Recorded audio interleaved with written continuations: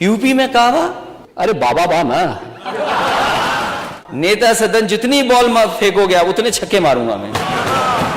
12वें over में CM का shot सीधे कप्तान आलोक रंजन के हाथ में चिपक गया।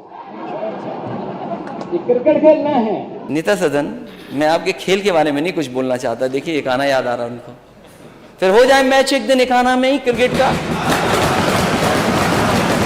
नेता सदन देखें कितने टप्पे के बाद बॉल पे बैट मारते हैं। और मैं आपको बता दूं, नेता सदन जितनी बॉल फेंको गया उतने छक्के मारूंगा मैं। 12वें ओवर में सीएम का शॉट सीधे कप्तान आलोक रंजन के हाथ में चिपक गया। ये क्रिकेट खेल रहे हैं। पहली बॉल में कैच आउट हो रहे हैं, लेकिन वहां से कह दिया जाता है कि ये तो नो बॉल है। और अगर वह ये छक्का मारते ना तो कहते रहे छक्का मार दिया, तो ये ऐसे ही छक्के हैं। नो बॉल को छक्के से हाथ जोड़ देंगे। शिवपाल जी ने तब फिर टिप्पणी की थी। शिवपाल जी उस समय कैबिनेट मंत्री थे और उस समय उन्होंने कहा था, हमेशा अच्छी नीयत से खेलना चाहिए।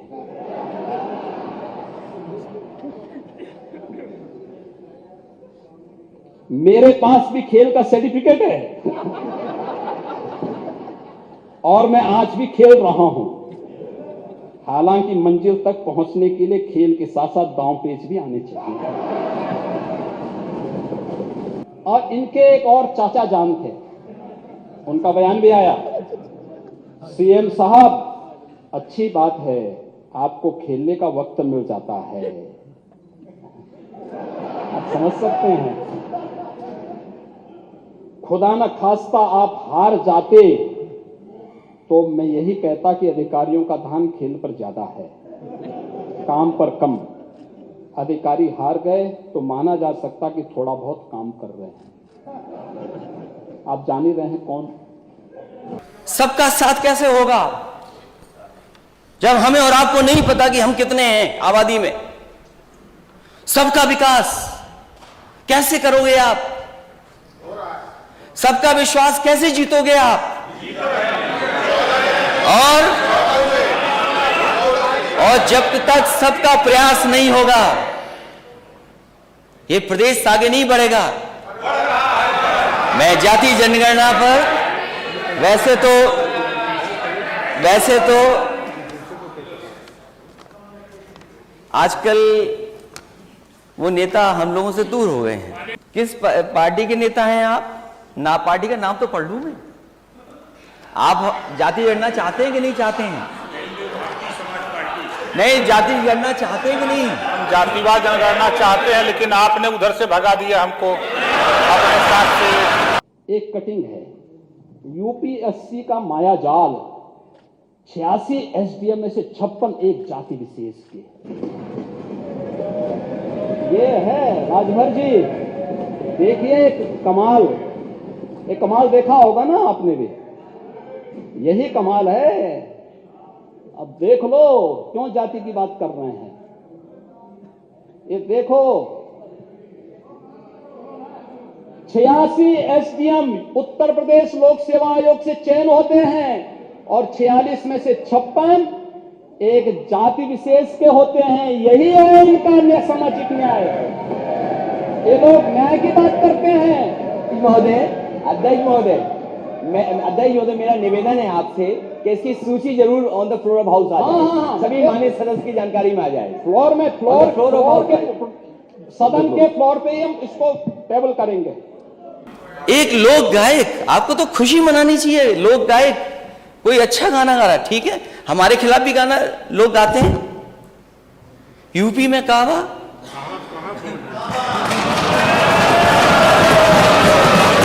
आपने नोटिस दे दिया। यकीन करो नेता सदन, अगर कोई कविता हमारे खिलाफ बना तो हम बुरा नहीं मानते। और मैं पहला शायद मुख्यमंत्री हूंगा, मैं पहला, हो सकता है अगर आपकी जानकारी में तो बता देना, जिसने अपने कार्टून की किताब छपवाई थी। लोग इस प्रोग्रेस में सहभागी नहीं बनना चाहते। इस प्रोग्रेस को प्रोत्साहित करने का हिस्सा नहीं बनना चाहते, इसलिए उस पर टिप्पणी करते हैं, बार बार टिप्पणी करते हैं। और उत्तर प्रदेश को आज भी देश के अंदर उसके परसेप्शन को बिगाड़ने के लिए कोई कोर कसर नहीं छोड़ते, किसी भी स्तर पर, चाहे किसी भी स्तर पर करते हैं। लेकिन मैं कह सकता हूं इस बात को, कहते हैं काबा उत्तर प्रदेश में, अरे बाबा बा ना, उस नहीं तो हम तो है। इलाहाबाद में जो घटना हुई है, मुख्य गवाह अधिवक्ता उसकी खुलेआम हत्या होना, खुलेआम लोगों ने शूटिंग देखी है, किस तरीके से गोलियां चली हैं, अपराधी पीछे भाग करके गोली मारने पहुंचे और बम चले हैं। उत्तर प्रदेश में इस तरह का गोली चलना, बम चलना, गैंगवार की तरह दिखाई देना, ये सरकार पूरी तरीके से असफल हुई है। सरकार के कानून व्यवस्था संभालने की कोई सीमा नहीं बची। ये जो ज़ीरो टॉलरेंस कहते हैं, क्या गोली चलना ज़ीरो टॉलरेंस है? बम चलना क्या ज़ीरो टॉलरेंस है?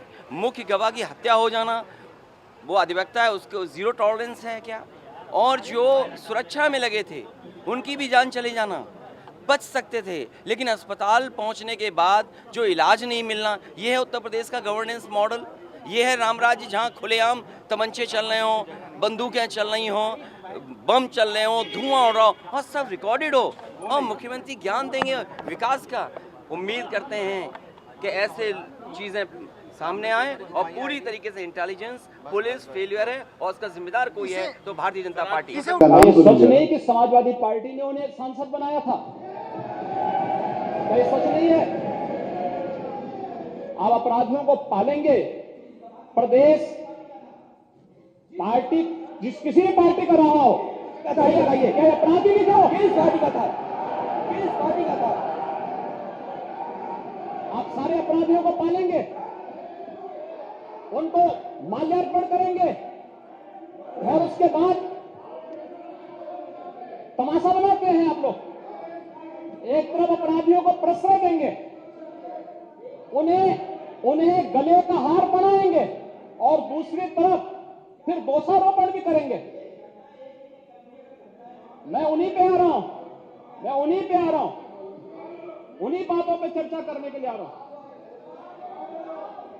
हमारी पार्टी में आप बताइए किस पार्टी का सदस्य है, क्योंकि बहुजन समाज पार्टी से आपकी दोस्ती है, इसलिए बहुजन समाज पार्टी का नाम नहीं ले रहे आप। हम भी उन्हीं बातों पे कह रहे हैं। क्या ये सच नहीं कि जिस अतीक अहमद के खिलाफ पीड़ित परिवारों ने मुकदमा दर्ज कराया, उसके परिवार के खिलाफ, वह समाजवादी पार्टी के द्वारा पोषित माफिया है और उसकी कमर को तोड़ने का काम हमारी सरकार ने किया है। और फिर मैं कह रहा हूं, इसे हाउस में कह रहा हूं, इस माफिया को मिट्टी में मिला देंगे। सरकार किसी है, सरकार किसी है, गफलत में हो, ये माफिया है, इनको मिट्टी में मिलाने का काम करेंगे। अपराधी आप क्या है? अपराधी दूर कर, अपराधी आप क्या है? ये चीजें नहीं हो सकती। अपराधी आप क्या है? नहीं सुनेंगे इनकी बात। ये तो आप जानते हैं, आपको बहाना चाहिए था। ये तो अध्यक्ष महोदय, ये पेशेवर माफिया और अपराधियों के सरपरस्त हैं और ये लोग लगातार यही करते रहे हैं। इनके रग-रग में अपराध भरा हुआ है। अपराध के अलावा इन्होंने कुछ सीखा ही नहीं है। क्या ये सच नहीं? क्या पूरा प्रदेश इस बात को जानता है? और आज ये लोग अपनी साफ गोई की सफाई देने के लिए यहाँ पर आए हैं। आप अपने स्थान पर चलें, मुख्यमंत्री जी अपनी बात कह रहे हैं, आपको भी अवसर मिलेगा, आप अपनी बात क्या ये कहिएगा। सच नहीं है?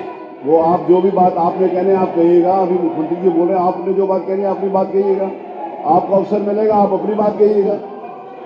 आपको अवसर मिलेगा तो आप अपनी बात कहिएगा। आपको भी अपनी बात कहने का अधिकार है, मान्यवर, आप अपनी बात कहिएगा जब आपको अवसर मिलेगा। अभी सुनिए, अगर आपको लगता है कि कोई बात गलत है तो आप अपनी बात कहिएगा। आपको अपनी बात कहने का अधिकार है। ने कल यह कृत्य किया है, वह माफिया उत्तर प्रदेश के बाहर है और वह माफिया समाजवादी पार्टी के सहयोग से ही बार बार एमएलए और एमपी बना है। क्या यह सच नहीं?